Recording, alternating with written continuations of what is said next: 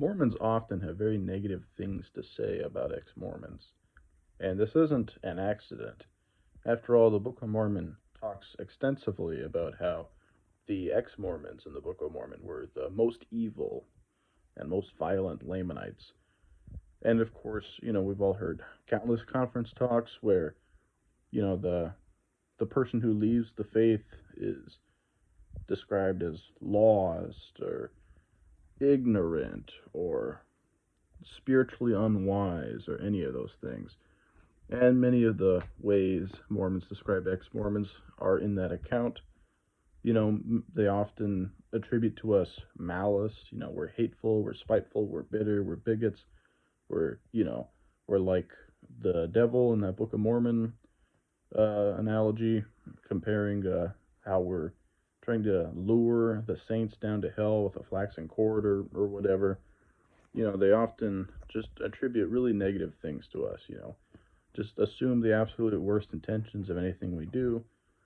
John Dehlin, he's not just a podcaster who, you know, covers all angles of Mormonism and provides resources for post Mormonism. No, he's an evil grifter.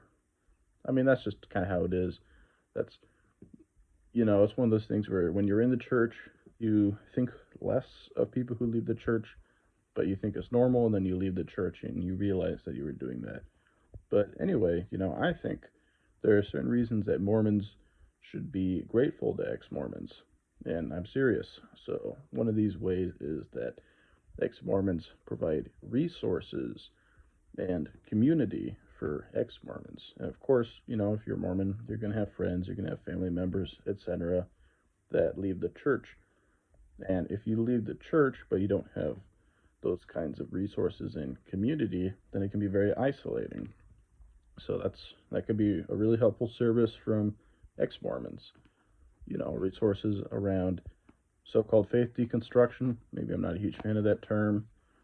And intellectual resources, community resources, etc. They can be helpful. I'm sure for many people it's mentally helpful in other ways. And another thing is advocacy for things like safety.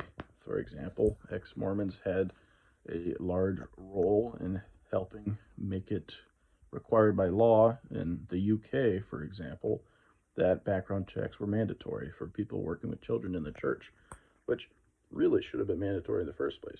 So Mormons often attribute very negative things to us, but we provide help for them, and they help us in certain ways too. I don't think it has to be a negative, hateful relationship or anything.